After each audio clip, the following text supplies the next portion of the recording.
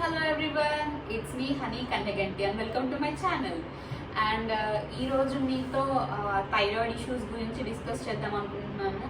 And ఇప్పుడు majority most of the ladies thyroid issues అనేది face చేస్తున్నారు. సో అవేర్నెస్ అనేది ఉండాలి అందరికీ, ఏంటనేది అది ఎలా ఎఫెక్ట్ చేస్తుంది మన హెల్త్ని, ఏం మోడిఫికేషన్స్ జరుగుతాయి మన బాడీలో, దానివల్ల హెల్త్ ఎలాగా ఇంబ్యాలెన్స్ అవుతుంది. సో అవన్నీ మనము ఒక ఐడియా ఉండాలన్నమాట. సో దానికోసం నేను ఈ వీడియో చేస్తున్నాను. సో ఈ థైరాయిడ్ అనేది థైరాయిడ్ ఇష్యూస్ ఏదైతే ఉన్నాయో అవన్నీ ఎండోక్రైనల్ డిసార్డర్స్ అనమాట. ఇవి మేజర్గా 2 టైప్స్ ఉంటాయి. ఒకటి వచ్చేసి హైపోథైరాయిడిజం, ఇంకొకటి hyper thyroidism. Most of the ladies ఎక్కువగా అయితే హైపోథైరాయిడిజమే ఉంటుంది. హైపర్ థైరాయిడిజం అనేది చాలా తక్కువగా ఉంటుంది. అండ్ ఈ రేషియో చూసుకుంటే మేల్స్లో కూడా ఉంటుంది, బట్ చాలా తక్కువ రేర్ కేసెస్లో ఉంటుంది. ఎక్కువగా ఫీమేల్సే ఈ థైరాయిడ్ ఎఫెక్ట్ అవుతారు థైరాయిడ్తో. సో ఇది చూసుకుంటే ఏంటంటే మనము ఎలా తెలుసుకోవచ్చు మనకి థైరాయిడ్ ప్రాబ్లం ఉందని మనం ఎలాగా ఐడెంటిఫై చేయొచ్చు. అండ్ ఇప్పుడు మనం చూసుకుంటే డైలీ యాక్టివిటీస్ మనం ప్రతిదీ ఏదైనా మనం అబ్జర్వ్ చేస్తూ ఉండాలి. ఏదైనా చేంజెస్ వస్తుందా మన బాడీలో కానీ, లైక్ బాడీ చేంజెస్ ఏమన్నా ఉన్నాయా లేదా అని మనం ఈ థైరాయిడ్కనే కాదు దేనికైనా మనం అబ్జర్వ్ చేసుకుంటూ ఉండాలి. సో ఏంటంటే మనం మోడిఫికేషన్స్ ఏం జరుగుతాయి ఏంటనే తెలుసుకోవాలి. సో డీటెయిలింగ్కి వస్తే మనం ఎలాగా గుర్తుపట్టచ్చు, ఐడెంటిఫై చేయొచ్చు అని అంటే వెయిట్ గెయిన్ అనేది ఉంటుంది. అంటే వెయిట్ పుట్ ఆన్ అవుతామంటే బరువు పెరుగుతామంటే నార్మల్గా ఏమీ చేయకుండానే నార్మల్గా తక్కువ టైంలోనే వెయిట్ గెయిన్ అనేది అవుతుంది అనమాట. సో ఇంకా అది కాకుండా ఏంటంటే మెన్స్ట్రువల్ సైకిల్ అనేది ఇర్రెగ్యులారిటీ ఉంటుంది. మనకి పీరియడ్స్ అనేది కరెక్ట్గా టైంకి రాదు, స్కిప్ అవుతూ ఉంటుంది, లేట్గా వస్తుంది, తొందరగా వచ్చేస్తాయి. సో ఇలాగ జరుగుతూ ఉంటుంది అనమాట. ఇంకోటి వచ్చేసి హెయిర్ ఫాల్ ఉంటుంది. హెయిర్ ఫాల్ ఏంటంటే మోస్ట్ ఆఫ్ ది లేడీస్కి నార్మల్గానే హెయిర్ ఫాల్ ఉంటుంది, కానీ మనం హెయిర్ ఫాల్ ఉన్నా కూడా అది ఏంటి కాజ్ అనేది మనము ఐడెంటిఫై చేసుకోవాలి ఎప్పుడైనా. అది దేనివల్ల హెయిర్ ఫాల్ అవుతుంది ఏంటి అన్నది మనం చూసుకోవాలన్నమాట. హెయిర్ థిన్నింగ్ కూడా అయిపోవచ్చు, అంటే పలుచబడిపోవచ్చు. సో నెక్స్ట్ వచ్చేసి మజిల్ ఫెటిక్నెస్ ఉంటుంది, మజిల్ వీక్నెస్ ఉంటుంది. అంటే మన కండరాలు వచ్చేసి వీక్గా అయిపోతాయి అన్నమాట. సో ఏంటంటే మీరు కొంచెం నీరసంగా అనిపిస్తుంది, మీరు ఎక్కువగా పని చేయలేరు, అలసిపోయినట్టుగా ఉంటారు ఎక్కువగా. సో ఇవన్నీ మనకి చూసుకుంటే ఇవన్నీ అబ్జర్వ్ చేసుకోవాలన్నమాట. ఈ వీటిలో అన్నీ ప్రతిదీ ఉంటుంది అని చెప్పలేదు, దీనిలో ఏదైనా కొన్ని ఉండొచ్చు. ప్రతిదీ అందరికీ అన్నీ రావాలి అని ఏం లేదు. సో ఏదైనా ఉండొచ్చు వీటిలో. సో ఇదేంటంటే జనరల్గా వీటి వల్ల బరువు పెరుగుతామంటున్నారు కదా, కాంప్లికేషన్స్ ఏంటంటే ఒబెసిటీ ఉంటుంది. ఒబెసిటీ అంటే తెలిసిందే అందరికీ, లావ్ అయిపోవడం వల్ల ఒబెస్గా అవుతారు. సో ఏంటంటే దానివల్ల కూడా చాలా కాంప్లికేషన్స్ ఉన్నాయి, హార్ట్కి సంబంధించిన ప్రాబ్లమ్స్ అవన్నీ. ఇంకా అది వేరే టాపిక్ అనమాట. సో ఏంటంటే ఇంకా ఇన్ఫర్టిలిటీ అనేది కూడా ప్రాబ్లం అవుతుంది దీనివల్ల. సో ప్రతి ఒక్కరికి ఇన్ఫర్టిలిటీ ప్రాబ్లం ఉంటుందని చెప్పలేము, అంటే మేజర్గా ఎక్కువగా ఉంటుందని చెప్పలేము. ఇది మనం క్యూర్ చేసుకోవచ్చు. ఈ ప్రాబ్లం ఏదైతే ఉందో మనం లైఫ్ స్టైల్ చేంజెస్తో మనము మెయింటైన్ చేసుకోవచ్చు అనమాట. సో అప్పుడు ప్రాబ్లం ఏమి ఉండదు, అంత ఎక్కువగా ప్రాబ్లం అయితే ఉండదు. సో ఏంటంటే నెక్స్ట్ వచ్చేసి మనకి వెయిట్ పుట్ ఆన్, ఇది మనం బరువు పెరుగుతున్నాం ఈ థైరాయిడ్ వల్ల, ఎందుకు మనం బరువు పెరుగుతున్నాం ఈ థైరాయిడ్ వల్ల అనేది తెలుసుకుందాం. సో ఫస్ట్లీ ఏంటంటే మన బాడీలో మోస్ట్ ఆఫ్ ది పార్ట్స్ని కంట్రోల్ చేసేది చాలా వరకు మన బ్రెయిన్ని కంట్రోల్ చేస్తుంది అనమాట. మొత్తం కాదు, చాలా మోస్ట్ ఆఫ్ ది బాడీని మన బ్రెయిన్ అనేది కంట్రోల్ చేస్తుంది అనమాట. ఆ బ్రెయిన్లో పిట్యూటరీ గ్లాండ్ అనేది ఉంటుంది. ఆ పిట్యూటరీ గ్లాండ్ ఏం చేస్తుందంటే ఇక్కడ థైరాయిడ్ గ్లాండ్ ఉంటుంది అనమాట. బటర్ఫ్లై షేప్లో ఉంటుంది థైరాయిడ్ గ్లాండ్ అనేది, ఈ ప్లేస్లో ఉంటుంది. సో ఏంటంటే మన బ్రెయిన్లో ఉన్న పిట్యూటరీ గ్లాండ్ ఏంటంటే ఇది స్టిమ్యులేట్ చేస్తుంది అనమాట. ఏది థైరాయిడ్ గ్లాండ్ని TSH అనే హార్మోన్ని ప్రొడ్యూస్ చేయడానికి, అంటే థైరాయిడ్ స్టిమ్యులేటింగ్ హార్మోన్ అనే దాన్ని ప్రొడ్యూస్ చేయడానికి సిగ్నల్స్ ఇస్తుంది అనమాట. సిగ్నల్స్ ఇస్తే అప్పుడు T3 T4 అనేది ప్రొడ్యూస్ అవుతాయి అనమాట. T3 అంటే ట్రైఐడోథైరోనిన్ అండ్ T4 అంటే థైరాక్సిన్ అనమాట. సో ఇది మోస్ట్లీ T4 రిలీజ్ చేస్తుంది. T4 ఏంటంటే T3గా కన్వర్ట్ అవుతుంది, T3 హార్మోన్గా కన్వర్ట్ అవుతుంది అనమాట. మనకి మోస్ట్లీ ఒకవేళ మెడిసిన్స్ యూజ్ చేసే వాళ్ళైతే మెడికేషన్స్ ఇచ్చేది కూడా థైరాక్సినే ఉంటుంది. T4 సప్లిమెంట్ చేస్తారు, సప్లిమెంటేషన్స్ మనం తీసుకుంటాం.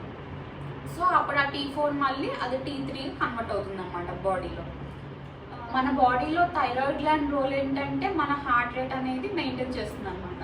అంటే నార్మల్ అడల్ట్ చూసుకుంటే 72 beats per hour కదా, అంటే 72 సార్లు కొట్టుకుంటుంది ఒక నిమిషానికి. సో అది నార్మల్ అడల్ట్లో అయితే. సో అదేంటంటే దాన్ని మెయింటైన్ చేస్తుంది అనమాట. అది కాకుండా ఇంకా మన బాడీ టెంపరేచర్ ఏదైతే ఉందో నార్మల్ లెవెల్స్లో, నార్మల్ రేంజ్లో అది బాడీ టెంపరేచర్ని కూడా మెయింటైన్ చేస్తుంది. ఇంకా ఎనర్జీ లెవెల్స్ అనేది మెయింటైన్ చేస్తుంది, బాడీ ఎనర్జీ లెవెల్స్ని. అండ్ ఇంకా మన మూడ్ ఫ్లక్చుయేషన్స్ అనమాట, అంటే మూడ్ చేంజ్ అవుతూ ఉంటుంది కదా, మూడ్ ఫ్లక్చుయేషన్స్ అనేది వాటిని కూడా ఈ గ్లాండ్ అనేది మెయింటైన్ చేస్తుంది అనమాట. ఇంకా మెయిన్గా వచ్చి మెటబాలిజం, బాడీ మెటబాలిజం అంటే ఏమీ లేదు, మనం ఫుడ్ ఏదైతే తీసుకుంటామో ఆ ఫుడ్ని ఎనర్జీ కింద కన్వర్ట్ చేస్తుంది అనమాట. సో ఏ ఫుడ్ అయినా సరే మెటబాలిజం అనేది జరిగిన తర్వాత ఎనర్జీ కింద కన్వర్ట్ అవుతుంది అనమాట.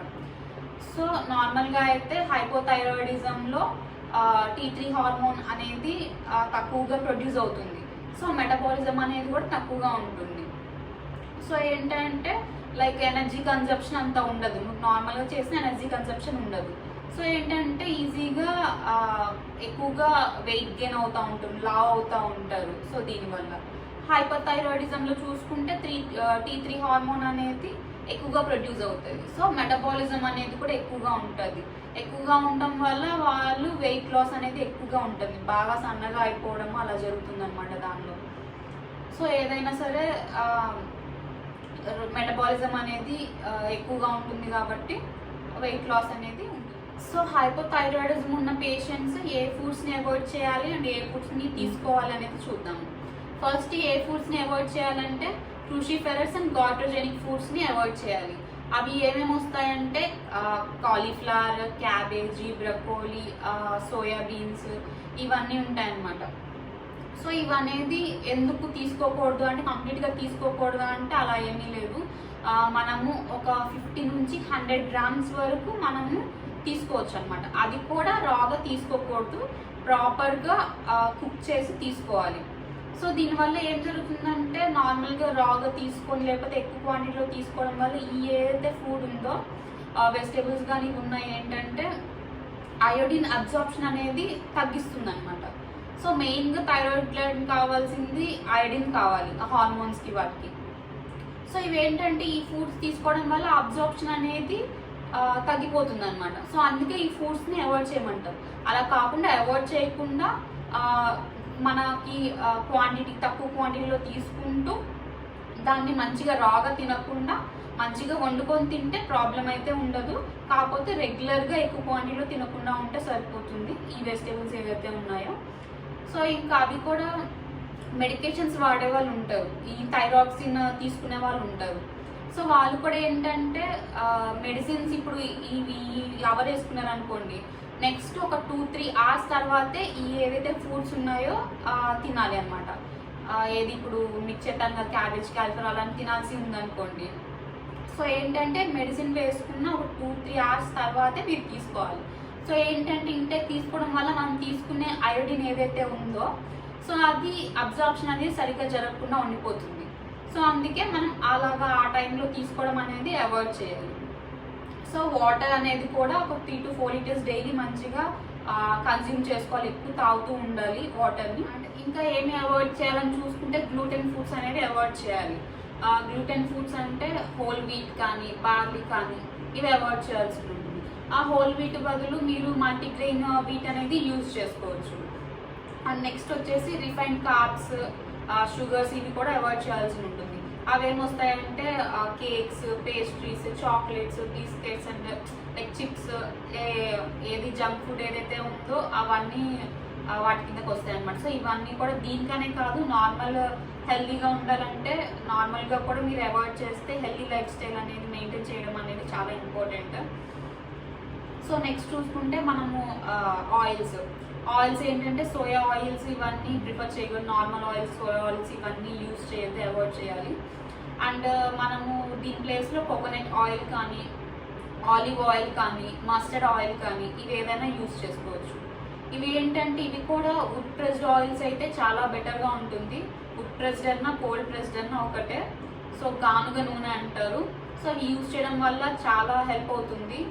మనం ఎంతో పెడుతూ ఉంటాము ఫుడ్ కానీ దానికని. సో క్వాలిటీ ఆయిల్ని మెయింటైన్ చేయడం అనేది, యూస్ చేయడం అనేది చాలా ఇంపార్టెంట్.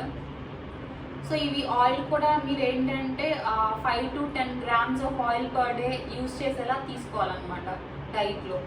అది కూడా ఏంటంటే లంచ్ కానీ, డిన్నర్ కానీ, బ్రేక్ఫాస్ట్ కానీ ఇవన్నీ లైక్ ఈక్వల్ క్వాంటిటీస్ వచ్చేలాగా మనం చూసుకొని ఏది మొత్తం ఈ క్వాంటిటీకి ఇంక్రీజ్ అవ్వకుండా ఉండేలా చూసుకోవాలి. సో అది చాలా ఇంపార్టెంట్ డైట్లో. సో నెక్స్ట్ వచ్చేసి ఏ ఫుడ్స్ తీసుకోవాలి మనం చూసుకుంటే, ప్రోటీన్ ఫుడ్స్ తీసుకోవాలి, సెలీనియం ఫుడ్స్ తీసుకోవాలి, అయోడిన్ రిచ్ ఫుడ్స్ తీసుకోవాలి. సో ఇవన్నీ ఏమొస్తాయంటే like fish, eggs, milk, Greek yoghurt and chicken, iodised salt ఇవన్నీ వీటి కిందకి వస్తాయి అన్నమాట. ఇవన్నీ ఏంటంటే అయోడైజ్డ్ సాల్ట్ ఏంటంటే నార్మల్గా మనం సింథటిక్ నార్మల్ కొంటూ ఉంటాం కదా, అది సింథటిక్ అయోడిన్ అనేది యాడ్ అవుతుంది. సో ఆ సింథటిక్ అయోడిన్ తీసుకునే కంటే మీరు రాక్ సాల్ట్ ఉంటుంది, కల్లుప్పు అంటారు కదా. సో దాన్ని ఏంటంటే లైక్ దాన్ని కొంచెం ఎండబెట్టి డ్రై అయిన తర్వాత దాన్ని మిక్సీలో అది గ్రైండ్ చేసేసుకొని మీరు దాన్ని యూజ్ చేసుకుంటే బెటర్గా ఉంటుంది. అండ్ లేకపోతే హిమాలయన్ పింక్ సాల్ట్ అయినా మీరు యూజ్ చేసుకోవచ్చు. సో సింథటిక్ వాటి యూజ్ చేసే కంటే ఇవి యూజ్ చేయడం చాలా బెటర్. సింథటిక్ అయోడిన్ యూజ్ చేయడం అనేది అంత ఐడియల్ కాదు. సో వాటి ప్లేస్లో ఇవి రిప్లేస్ చేయడానికి ట్రై చేయండి మీరు కూడా. అండ్ నార్మల్గా అయితే మనకి సాల్ట్ అయోడిన్ ఎంత రిక్వైర్డ్ అవుతుందంటే బాడీకి 125 mcg అనేది పర్ డే అనేది రిక్వైర్మెంట్ ఉంటుంది.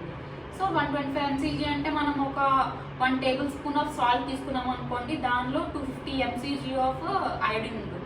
సో పూర్తిగా మనం తీసుకున్నంత అబ్జర్వ్ అవ్వదు కాబట్టి మనం 1 tablespoon అనేది మినిమంగా తీసుకుంటే అది లైక్ మన డైలీ రిక్వైర్మెంట్కి మీట్ అవుతుంది అనమాట. సరే, సో ఓవరాల్గా చూసుకుంటే లైఫ్ స్టైల్ చేంజెస్ అనేది చాలా ఇంపార్టెంట్, కీ రోల్ ప్లే చేస్తాయి. డైట్ కానివ్వండి, ఎక్సర్సైజ్ కానివ్వండి, లైక్ మనము లైక్ ఎక్కువ స్ట్రెస్ పెట్టుకోవద్దు. ఎక్కువ స్ట్రెస్ ఉన్నా కూడా ఎక్కువగా ఈ థైరాయిడ్ ప్రాబ్లమ్స్ అనేవి రావడానికి ఛాన్సెస్ ఉంటాయి. సో ఆ స్ట్రెస్ తగ్గించుకునేలాగా ఎక్సర్సైజ్, బ్రీతింగ్ ఎక్సర్సైజ్ కానీ, యోగా కానీ ఇవి చేస్తూ ఉండాలి. సో నెక్స్ట్ వచ్చేసి పడుకోవడము, తిన్న వెంటనే పడుకోవడము అలాగా చేయకూడదు. సో మినిమం ఒక 2 hours గ్యాప్ అనేది ఉండాలన్నమాట. ఇప్పుడు డిన్నర్ చేసాము ఒక 7 అలా చేసాము అనుకోండి, 2 hours గ్యాప్ తర్వాత లేకపోతే 8కి మీ ఇష్టం ఎప్పుడు చేసినా కూడా కొంచెం ఎర్లీగా తినడానికి ట్రై చేయండి. మరీ ఎక్కువ లేట్ కాకుండా ఎర్లీగా తినడానికి ట్రై చేయండి. సో అది అయిన తర్వాత 2 hours గ్యాప్ అనేది ఉన్న తర్వాతే పడుకోవడము. అండ్ ఇలాగా ఈ లైఫ్ స్టైల్ అనేది హెల్తీగా మెయింటైన్ చేయడం వల్ల మనం ఏదైతే ఉందో ఇది ఈ కండిషన్ అనేది ఓస్ కాకుండా అంటే ఎక్కువగా ఎఫెక్ట్ కాకుండా ఉంటుంది హెల్త్.